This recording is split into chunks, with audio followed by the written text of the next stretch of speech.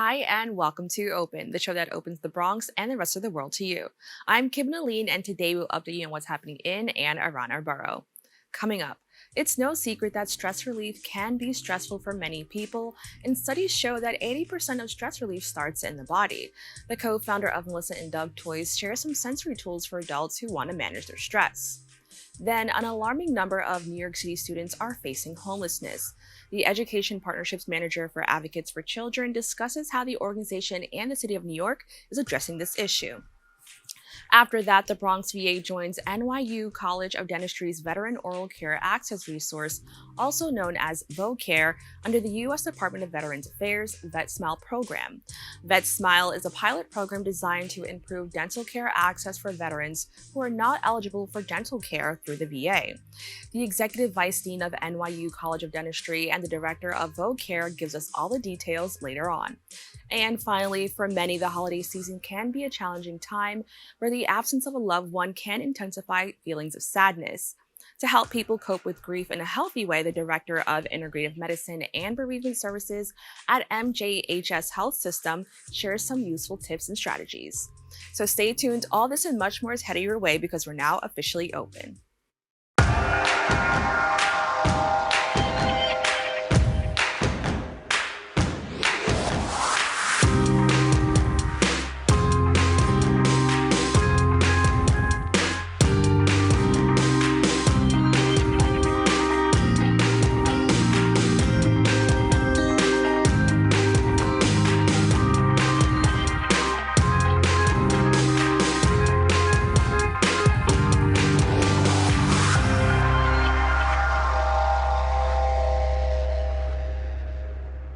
Hello, everyone. I'm Kibin Alleyne, and today is Tuesday, November 28th.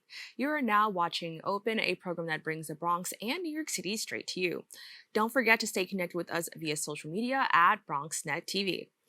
Melissa Bernstein, the founder of the popular toy brand Melissa and Doug Toys, introduces a new business venture called Lifelines. This new collection of sensory immersion tools aims to combat stress, activating the body's natural stress relievers. Melissa joins me now to discuss how stress takes over our lives and how these sensory tools can help us cope with it. Melissa, thank you so much for joining me. I am so excited to speak with you today. Now, I'm really excited to learn a little bit more about Lifeline. So, can you just let us know what inspired you to actually create this new project? Yes, of course. So, yeah, Doug and I spent 35 years at Melissa and Doug creating toys for children. So, it's definitely a bit of a departure. But this followed my own personal journey, actually, to stop sort of racing outside myself for all the extrinsic rewards that my early life brought, and finally make that journey inward toward self-discovery, self-acceptance, self-love, all those things that I never believed in prior to my Lifelines experience. Now, what I think is so interesting is that it focuses on stress. So, can you talk a little bit about, how stress relief can sometimes be stressful or expensive? And, why are sensory immersion tools another way or a better way for stress relief? Yes. So this followed my personal experience, which is I am a ruminator. I tend to get stuck in my mind, sort of rolling over the same thoughts again and again. And I couldn't seem to untether and come back to the present moment, which is where I really wanted to be, because I knew that's where I found the most joy. And everything I tried, right? I tried meditation, I tried yoga, I tried breath work. It only made me more stressed. It actually made me extremely judgmental of myself because I couldn't do it well. And one day when I was out in nature, and nature is my muse, and my favorite thing to do is to walk in nature. And I was having a particularly difficult day, but at one moment, sort of a breeze blew, and I just felt this breeze and instinctively, lifted my face up to the beautiful sunshine. And I realized in that instant that I had completely untethered from my thoughts. And it had been instant, it had been effortless, and it had been so enjoyable. It wasn't stressful, right? And that was the first kind of question, like, if we all have these innate superpowers in our senses, why are we so stuck in our heads. And that became the genesis of this idea that if we could unleash the power of our senses, maybe it actually would be this conduit to calm and joy. Now, speaking of senses, can you talk a little bit about your favorite sensory emergent products and, maybe which sense they use? Yes. So what we are doing is we are taking every single sense. We're starting with the sense of smell, and we're going through all the senses actually. And our first launch of products is really starting with the sense of smell. And what I realized in going through my own sensory, discovery journey is I had no idea what my favorite things to smell are. So we created a sensory profile quiz that is online that people can take just to find out sort of what scent family is their favorite. And one of my favorite products, which I'll explain my favorite scents too, is this grounding stone, which I created literally, especially for me to use during stressful moments like this interview, when I can tend to go off in my anxiety and stress. And this has this amazing fidget, which are ball bearings that feel really cold. And I can use them on any area. So I can have the fidget, the touch aspect. And then when I open it, it has this amazing stone inside that I can use with my favorite blend, which is Citrus Grove Joy. And I squeeze this patented cap, which gives one drop. And then I have literally the sense of touch and smell wherever I go. And it's unobtrusive. You can't even see it. So I can hide that from the world. Now, I love that what you're not hiding is, the reality of, how things can be stressful for you. And I think for a lot of people, we see successful people and think that they got it all under control. Can you just talk a little bit more about how you manage stress, especially, during the holidays as a successful businesswoman, a mother of 6, and so much more? Yes. I mean, I've realized, I think part of my journey was accepting who I am and also the reality that we all experience stress. It's our mammalian response, right? The fight or flight response is to go into that anxiety when we feel stress. So it's human. It's the most human thing we can do. So it's really about developing strategies. And for me, it was about developing a practice of grounding so that when I have the awareness to know that I'm starting to, I call it rise above baseline, right? I'm starting to elevate and I can feel the adrenaline and the cortisol like running through my body, that I now have this sensory toolbox that I can sort of open up and say, okay, what am I going to do today? And this becomes a practice. Or, I have a pen, which becomes part of my practice. Like when I start to feel myself elevate, I know that if I smell this particular scent, if I run my fingers over this, these ball bearings, that I am safe, that it's okay now to turn off that fight or flight response and come back home to homeostasis.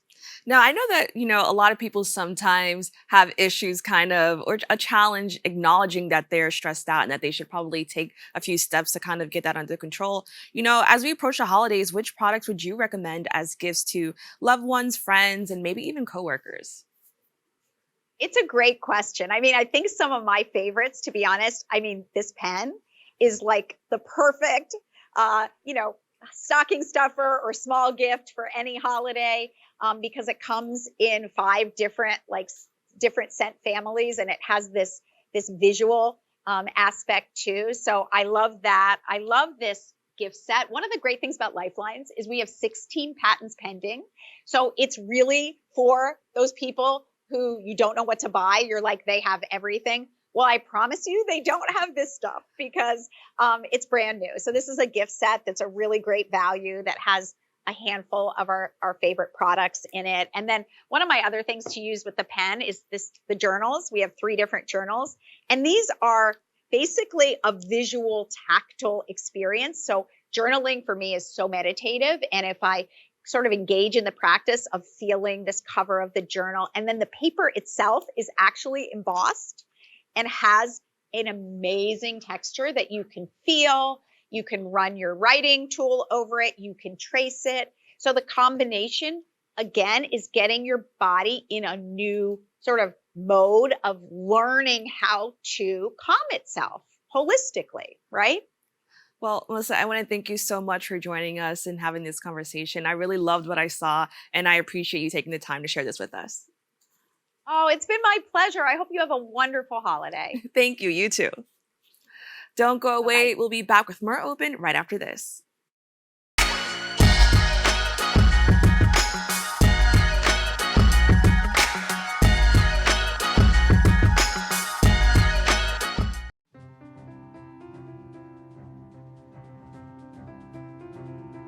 I remember when the Bronx did not really have a media outlet properly representing the people of the Bronx. BronxNet provides for the community by being a community where people can be empowered to share their voices. We are in a really great place technologically. We've got all the resources that we need to be effective. Whether it's through cameras, storytelling, editing, we have provided those services for 30 years.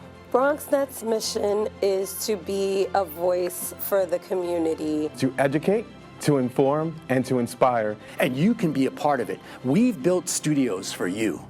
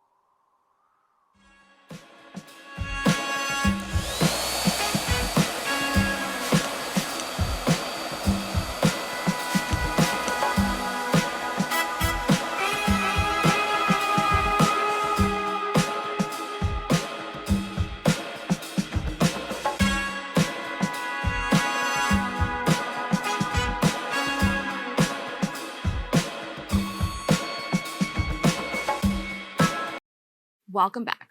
The Advocates for Children of New York released data indicating that around 1 in 9 New York City students experienced homelessness this year. Although there may be several contributing factors, student homelessness remains a long-standing problem in our city.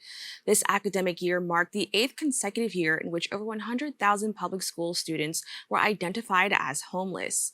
Marcia Flores, the Education Partnerships Manager for AFC, joins me to discuss these findings. Marcia, thank you so much for joining me. Thank you so much for having me, Ms. Kibin.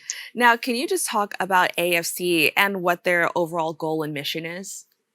Absolutely. AFC is an independent nonprofit agency whose mission is really to protect every child's right to learn. So what that looks like is we offer free legal counsel, we have workshops, free guides on our website, and we have direct service to parents via our hotline, and that's open Monday through Thursdays.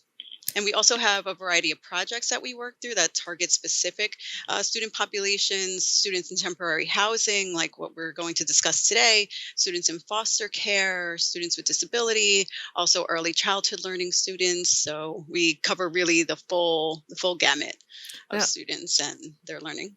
Now, as you mentioned, we are going to be discussing homelessness today. You know, every year AFC conducts a study investigating the impact of homelessness on students in New York City. Can you just tell me a little bit more about this specific effort?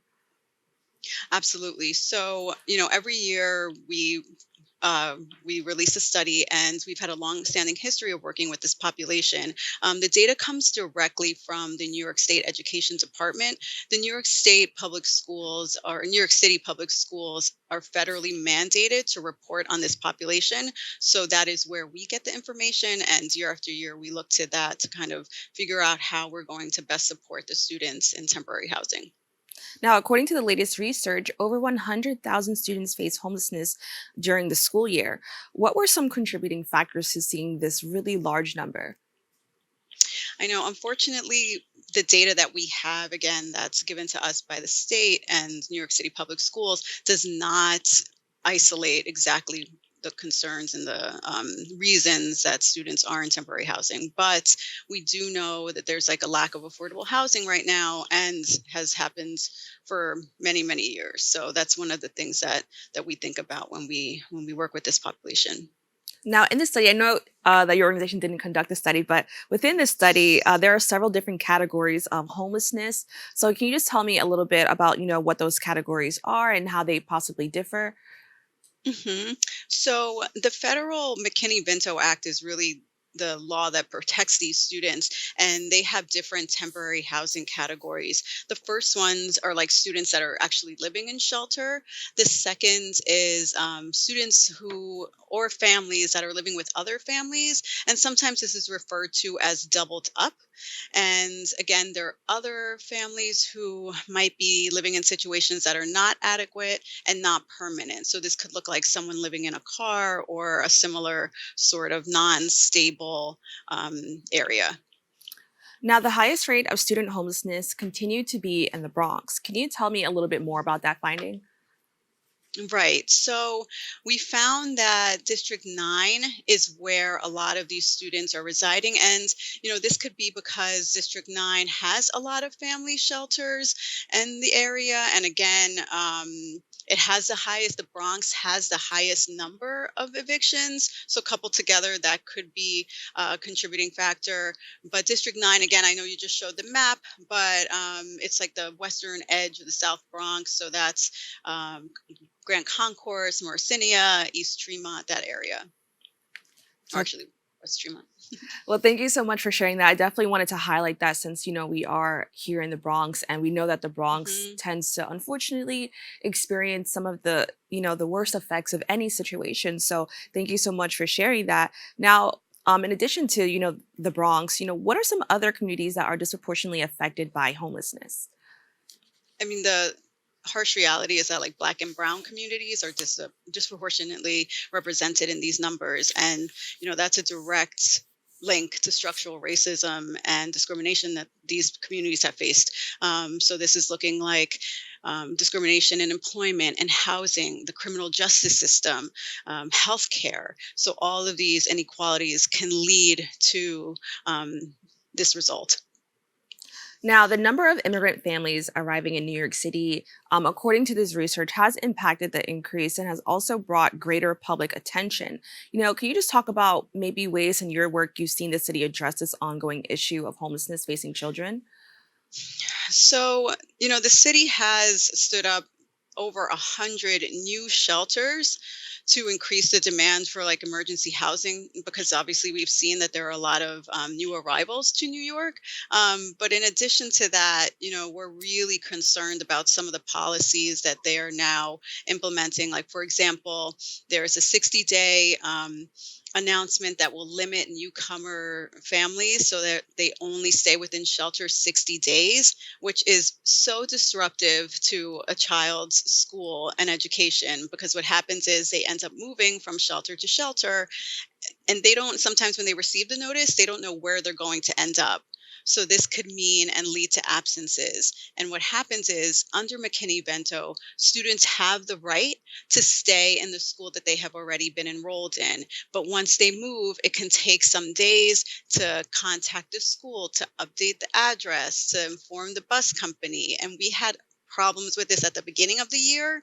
And now, with so many students that are in shelter who had just really started to get their bearings, they're going to now see a shift. And that is so concerning for us. And we are trying to really work on the ground to make sure that every student is aware of this situation that might be happening, and working closely with their school community so that they can offset some of the effects, especially, of course, the lack of attendance that could result from something like this. And we also work with shelter-based community coordinators who help students directly connect to resources that get them into schools. So they work with the parents to learn their new address once they leave. They work with schools to update the information and really make sure that they are keeping tabs on families who are now being forced into this disruptive situation.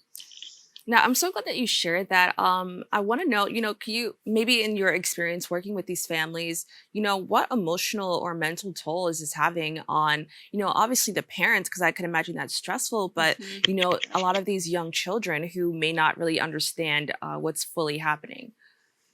Right. I mean, think about it in terms of going into school for the first few months and you're starting to get acclimated to your friends and your school community and building those ties. But then once you break that circle, it gets very difficult for students to, again, just really have the stability that they need and the constant sense of routine. So what ends up happening is they might end up having to go to another school or they face really long travel and commute times if they end up moving to a shelter that is far from where they originally were. And the idea is that, we want to make sure that students are in their schools learning their foundational education bases, right? So that they are coming to school every day, they're aware of what's going on in their classroom, they're connected to their teachers, they're connected to their friends and family, because once you break that, it gets really difficult for a student to maybe catch up and feel like they're really on the same page as everyone else. And that could lead to negative emotions, which can then lead to maybe them not wanting to or disengaging with school. And that's a very difficult situation to handle once it happens. There are obviously ways to combat that, but we want to prevent that at the start. Now, I'm curious to know that I know that for a lot of schools, a certain amount of absences or, when a child is late too often, sometimes they will look into child services or, sometimes they'll take different routes of action. Out of concern, I'm curious to know, does your organization maybe work with the school or, contact the Mhm. school to let them know that the child is in a unique, specific, or maybe not unique because unfortunately so many children face this, but is there anything that happens so that the families aren't kind of negatively seeing the consequence of this? Right. I mean, we always stress, again, preventative care, preventative measures. And like part of the work that we have been partnering with on the ground is making sure that we're in touch with school-based community coordinators who are kind of that bridge between the families who are in shelter and the school-based support teams and the students in temporary housing teams that are in the school, so that they're communicating regularly and understand where these students might need support. And this could look like anything from transportation to maybe enrollment at a new place or, just general healthcare supplies. So these are all concerns that we address and try to stay on top of beforehand. Now, I understand that your organization offers resources like Project LIT or Project Lit. Can you give us Mhm. more details about this program? Right. No, thank you so much. AFC is housed within, or rather, Project Lit is housed within AFC, and we partner with local shelters and New York City public school staff so that we're helping students who are struggling with regularly attending um, and getting the support that they need. And essentially, what we do is we work directly with our families to troubleshoot, again, things that look like transportation, getting from the shelter to their school, enrollment options, early care options. We also provide them with the opportunity to transfer and help them transfer to another shelter that might be closer to their school. But there's a myriad of things that we really work through, and we work directly with families, talk to them. We really work with the shelter staff to understand the situation that the family is currently in.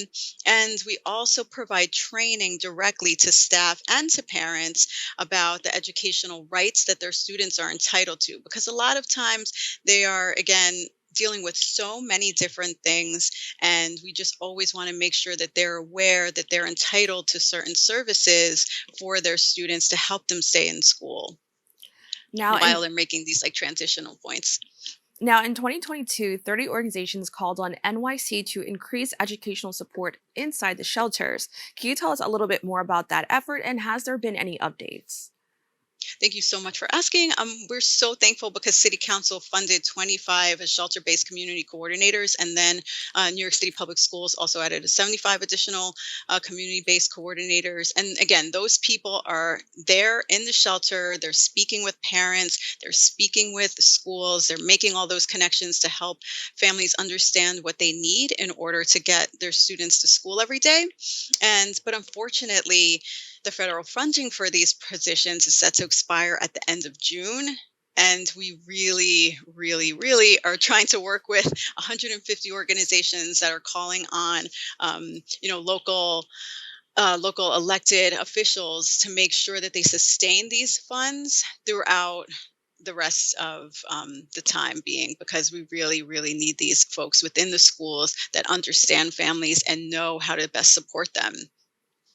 Now, I really want to highlight something important you said, in that, funding unfortunately is set to expire. And I'm noticing this a lot with a lot of things that have to do with education. Could you quickly just let us know a little bit, about why, this funding is so important in every aspect of education? hmm I mean, it's so essential to what children, schools need. And I think it's, not only is it just the shelter-based community coordinators who are essential in really making sure they're connecting with families, and so many families, as we're discussing, 100,000 plus families that they're working with, or rather, I should say that we wish they were working with every family, but right now we have 100 community coordinators that are shelter-based, and as we know, this problem is throughout every borough, and they're not in every borough in the capacity that we'd like them to be. So we'd like to see that grow. But in addition to that, some of these cuts are impacting 3K, which is a big population, services for English language learners. So overall, we really would love the city to continue to fund these essential players within the education community. Well, I want to thank you so much for joining us and having this conversation.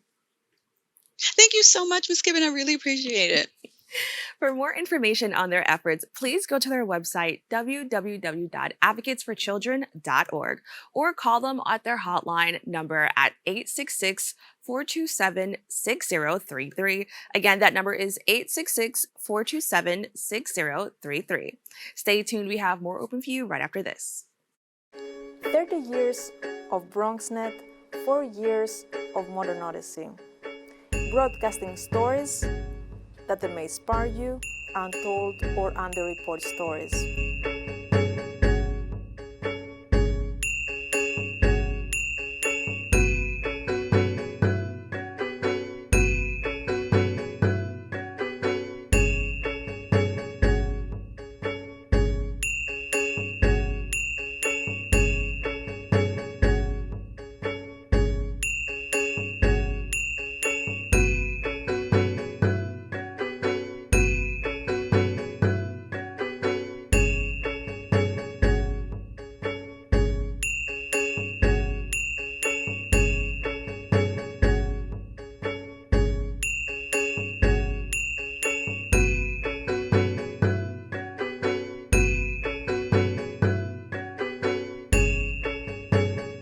BronxNet, your story is heard. Thank you for your support. Thank you for watching Modern Odyssey on BronxNet.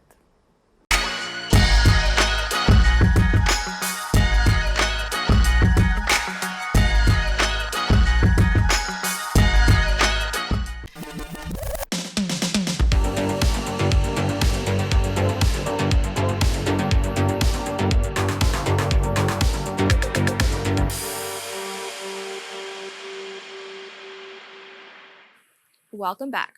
With a mission to provide dental care to underserved veterans, the Bronx VA joins the NYU College of Dentistry's Veterans Oral Care Access Resource, also known as VOCARE, as part of the Vet Smelt program. Executive Vice Dean of NYU College of Dentistry, Dr. Michael O'Connor, and Director of VOCARE, Gabriela Gonzalez, joins me to discuss the program.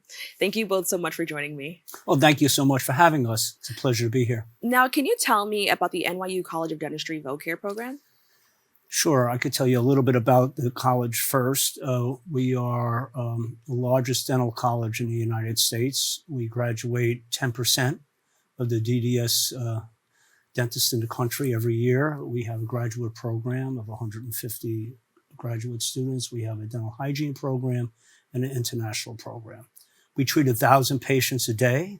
We're a dental hospital. We're considered a diagnostic and treatment center by the New York State Department of Health. And we have about 2,000 students. So we are a large dental college and run a large dental hospital.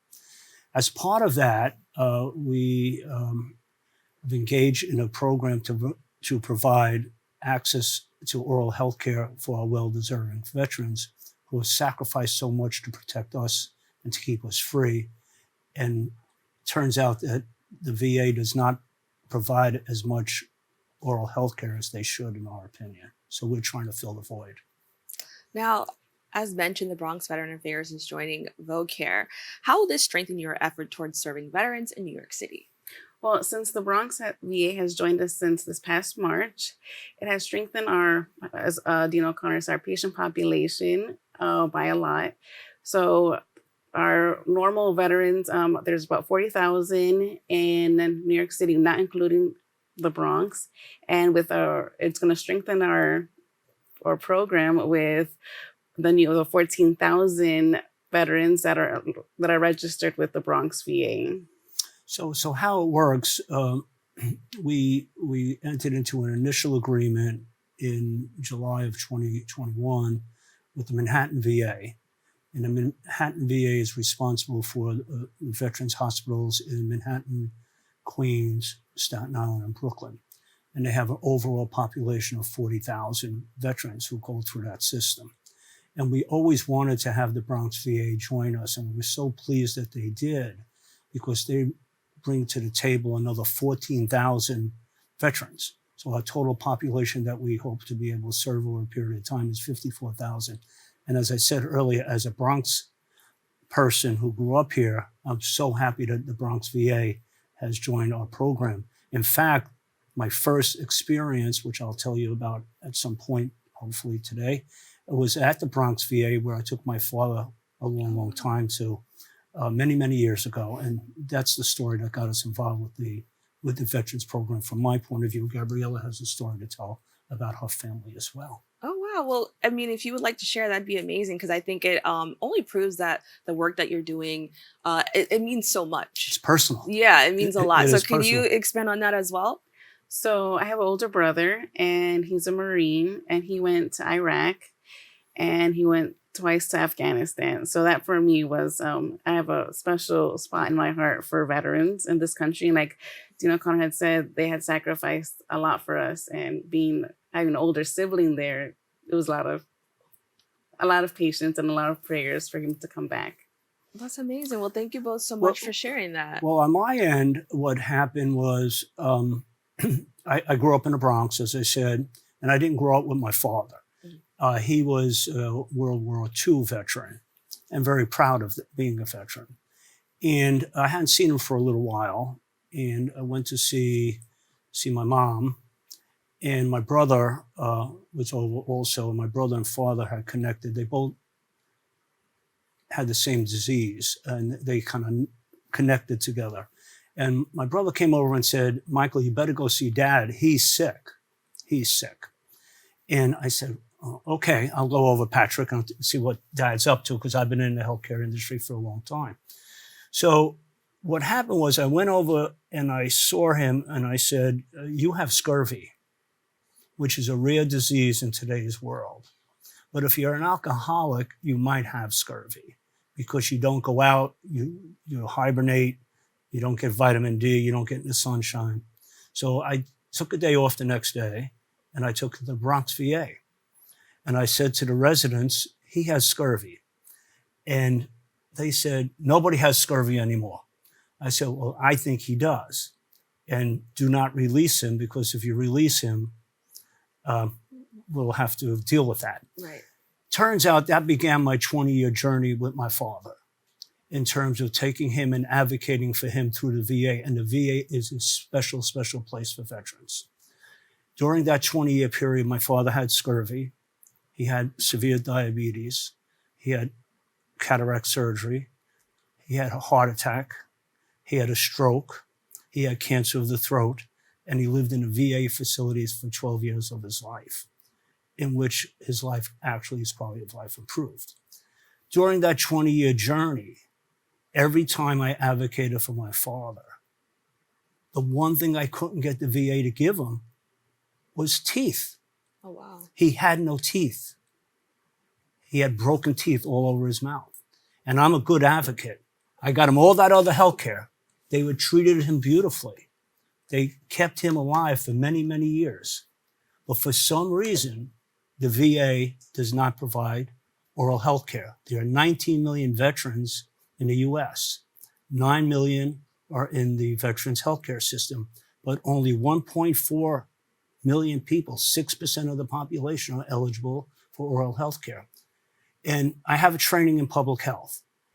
I always thought, and you never could tell, but I always have wondered if I had gotten him teeth early on when he had scurvy over that 20-year period, would it have changed his life? Wow. Would he have turned it around? Would he have been able to go out and get a job?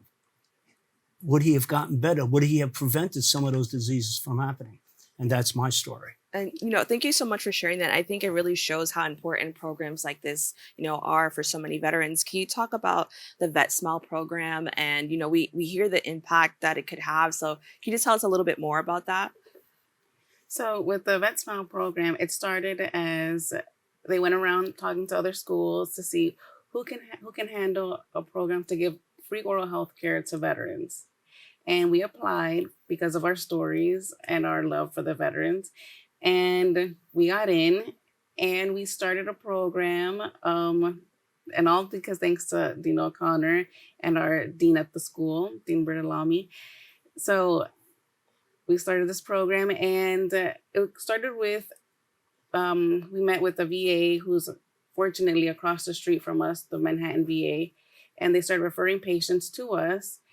And it just started from first, 5 patients to now it's 20 to 30 patients a day. It started out as a pilot program out of an RFP by Congressional Record. And because we both had an interest in the VA, we applied for the project. We received no funding. There's no funding that's provided by the US government or anybody else. We pick it up at a dental college. We have a wonderful partnership with the US VA. We have a wonderful partnership with the Bronx VA, the Manhattan VA. Our overall goal, working with the US VA and our partners here in New York, is over a period of time, do some health outcomes research by tracking these patients to see whether or not their quality of life does improve. And our goal over the 5 years is to go to Congress. We already have been to Congress 2 or 3 times, starting to plant the seeds, that we're coming back, and we're coming back with data and other partners to ask Congress for an appropriation for funding to provide the necessary oral health care that our veterans so well deserve.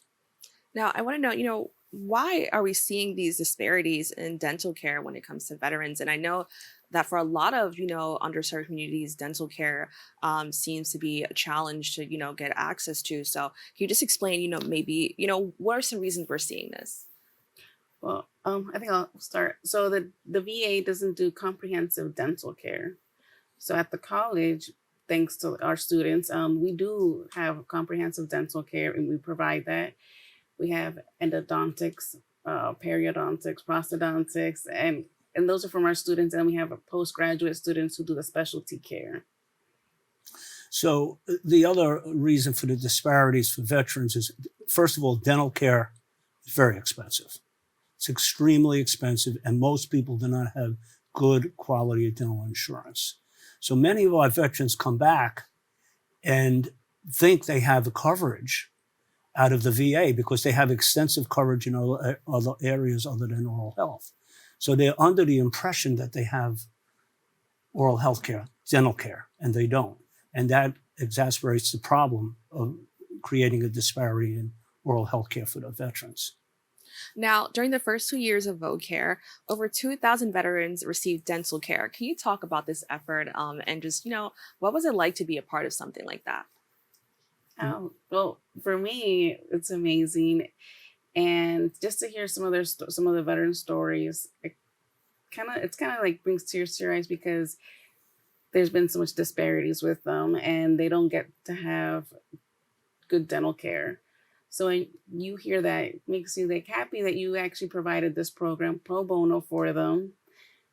Because I think sometimes we take for granted the fact that we can go to a dentist, you get a cleaning. Some people get braces, and for other people, that's not an option. Right. So thanks to the Bronx VA, we've increased actually that number to about 2,700 of veterans are being served.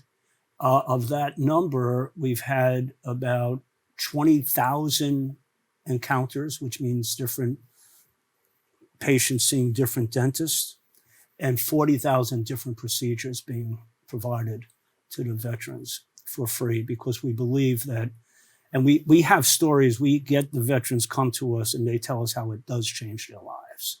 And it makes them feel much more valuable for many of them than they, without the oral health care that they need. Many of the veterans have broken or missing teeth, and it does affect their quality of life in many ways. First of all, from a nutrition point of view, an overall health point of view, but also a social point of view. Right. I'm so glad that you actually brought that up, because I wanted to know, I think, as you mentioned, a lot of us take for granted some of the things that we have, and, you know, how your smile looks to people, how your teeth look to people. People have so many preconceived ideas about you based on that. So can you talk about how this program is, you know, doing more than just helping people with their oral dental care, but kind of changing their life beyond that? Well, for many of them, it's just even eating. Like we eat steak, fish, and a lot of people can't eat those things, or they can even like eat an apple because their teeth aren't just, it's just not happening. It just can't happen for them. But for regular people, just even getting a job, how many people don't get jobs because they have missing teeth, or maybe they don't have healthy breath, and it's embarrassing. And then you go to a doctor, and the doctor can't help you, but not realizing that they should be going to the dentist. Right. So we say when we meet with people, a very tough question: would you hire somebody who has broken or missing teeth? And we don't ask them to answer the question, right, but we make them think about it. We also, as Gabriela said, the nutritional value of not being able to eat certain foods. People with no teeth tend to eat soft foods, foods that will actually over time make you become obese, because it's soft, easy to eat foods. They don't need a balanced diet.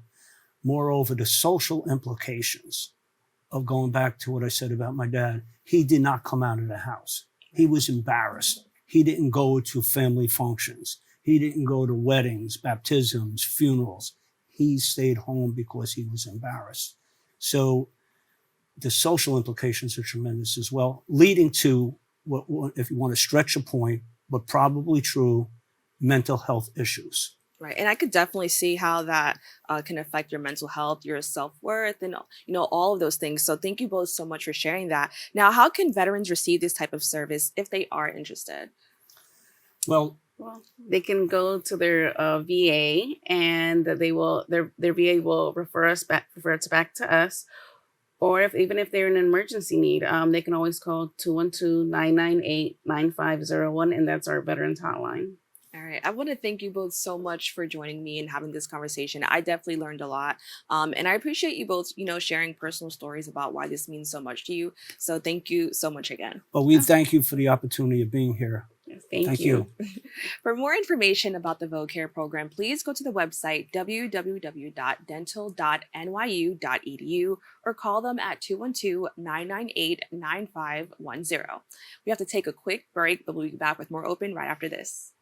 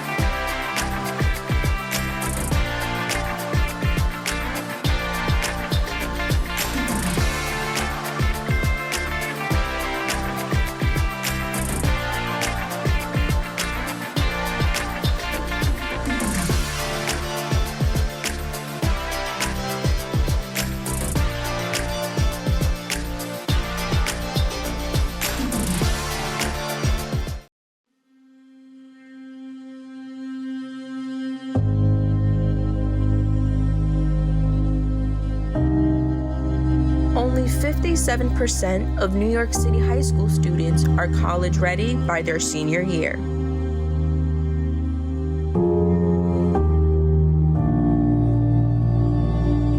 %5 of high school graduates either have no plans to attend college or are uncertain that they will ever attend.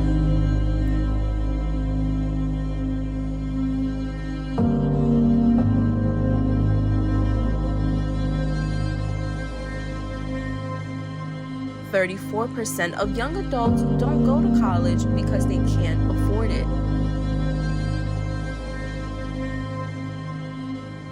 Discover what's possible. BronxNet's education programs, internships, and opportunities help engage and inspire Bronx youth and beyond to pursue their passions. Be a part of the BronxNet family. Whether you're interested in our shows, joining a class, or donating to support our mission, visit bronxnet.org to learn more.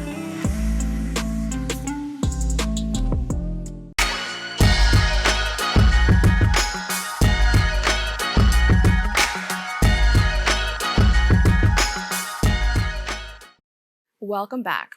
The holiday season is often associated with joyous moments of laughter, love, and celebration. However, for those who are grieving the loss of a loved one, this time of year can be difficult as it may bring feelings of sadness, loneliness, and isolation.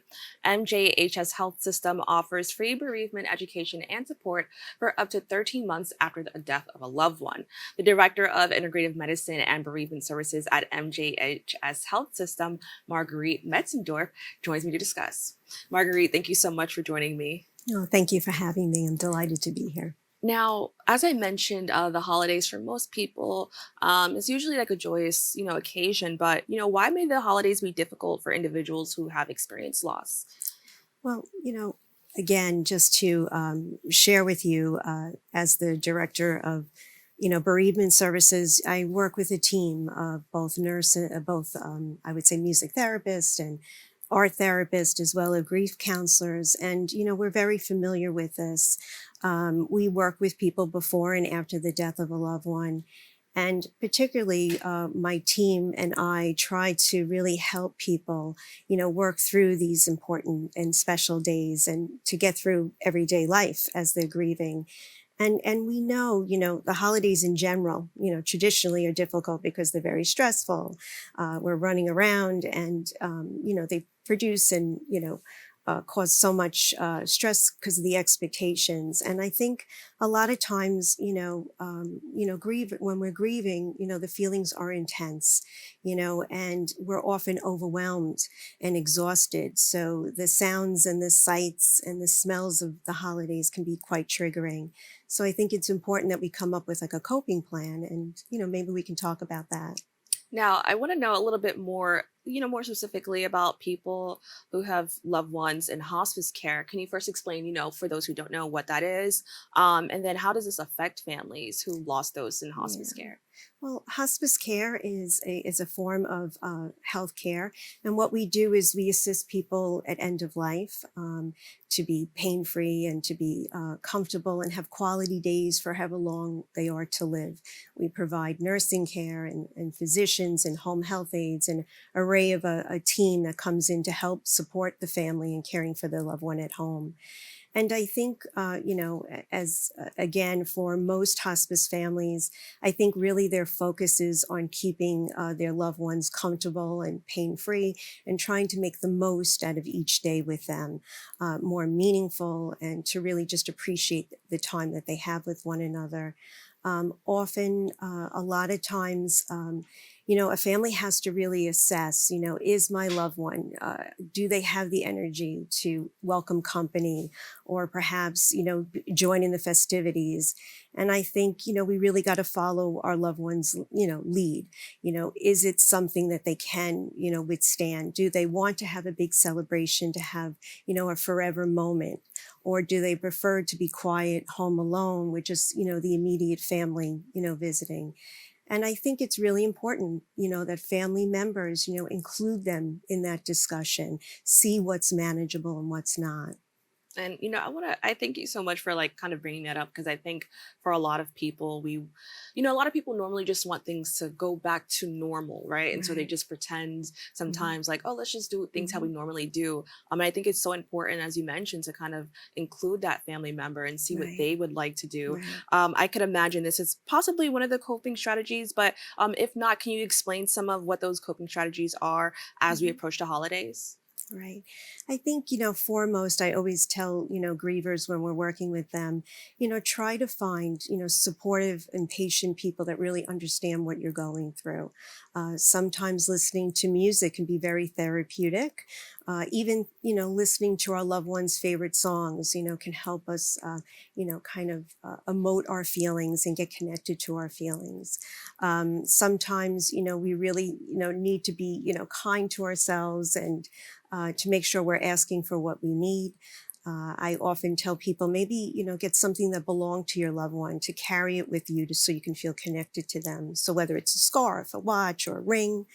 And I think most importantly, don't be afraid to ask, if you need support. Go to a friend, go to someone in your community or a church leader.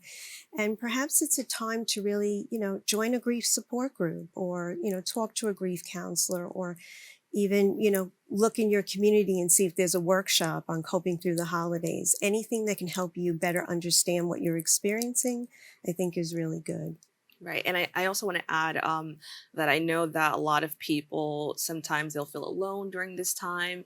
Mhm. But, this is actually something that so many people go through. Right. And it's not like a single incident Mm. or this person is doing this alone. There's so many people going through the same thing. So I 100% agree, like looking for support Right. where you can find it that's in a healthy way. I could imagine is only going to help. Mhm. Now, what are some do's and don'ts? I usually focus on when I talk to families, really try to not, overcommit yourself.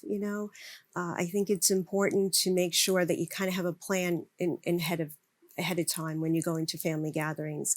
It's certainly okay to accept an invitation or not. You can always change your mind last minute. Really give yourself permission to be able to do that. You can say no. No is, a full sentence. Not at this time. I really don't think you also need to explain that to somebody. Your family and friends should understand, where you're at. And if they don't, it's really not your problem. It's okay. Give yourself that freedom not to put that kind of pressure on yourself. One of the other things I say is don't overindulge. A lot of times we tend to do that as a stress mechanism. And I think it's really important to practice self-care.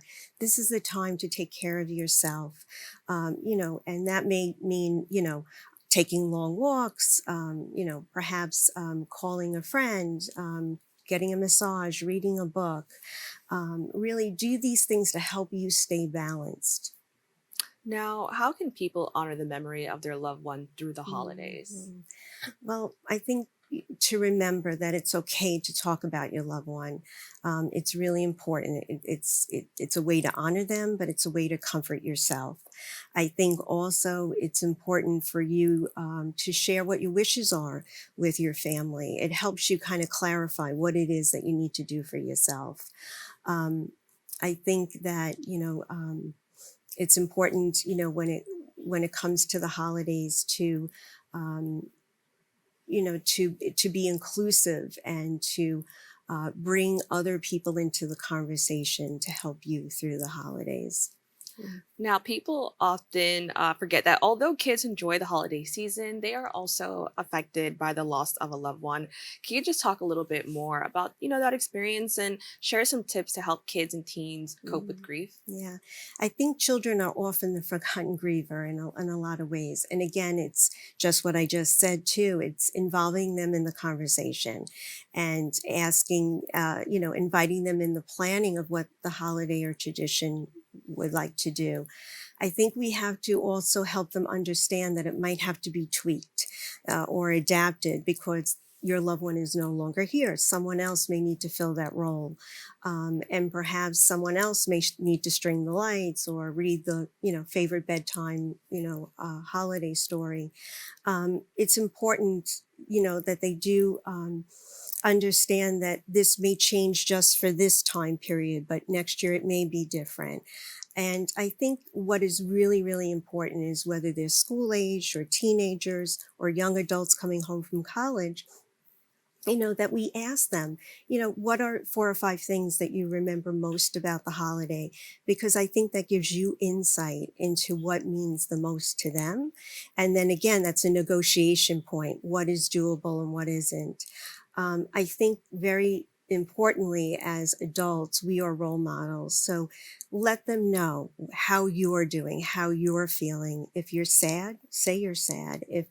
If you're missing the person, tell them you're missing the person. That just creates a time where, it's okay and we're here to support each other. Kids are very adaptable, so they follow our lead. And if we can find constructive activities to put in place for them, whether it's making an ornament or a memory box, all these type of things help bring that loved one into the moment. And it's just a nice way to incorporate children into, the holidays. Now, as we talk about the holidays and even New Year's, what reminders can we offer people as they plan ahead or scroll through social media while managing their grief?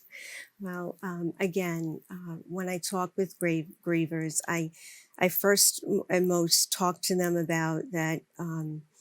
There is no wrong or right way to grieve. We all grieve very differently, and there's no timeline when we're grieving. So I think you have to figure out and navigate what speaks to you, what helps you.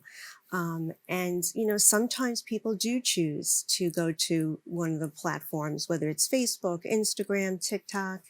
And when we do that, we just want to be mindful of the messages that we're putting out, as well as the messages we might receive from others. Sometimes that can be triggering. If someone says something that doesn't really speak to where we're feeling at that time in our grief.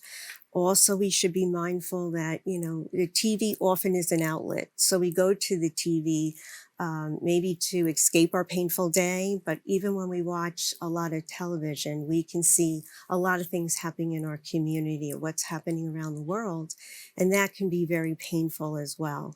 So I think we have to learn, and I talk with grievers about gauging how much you're on the internet, how much you're off the internet. And again, taking breaks from it, taking a step back from it. Well, I want to thank you so much for joining us and sharing some of Thank these you. tips and ways, just to help so many people who are possibly going through a rough time right now. So thank you once again. Thank you. To learn more about the services that MJHS offers, please go to their website at www.mjhs.org. We've come to the end of our show today. I'd like to thank all of our guests for joining us and you, the viewers, for tuning in. If you missed any part of today's show, you can catch the recable cast at 5 and 10 p.m. on Optimum Channel 67 and Verizon Fios Channel 33, or watch anytime on the web at bronxnet.org. You can catch a brand new episode of Open with Darren Hymie on Wednesday and with Rena Valentine on Friday. I'm Kibin Alleyne, wishing you and yours safety and wellness now and always. See you next time.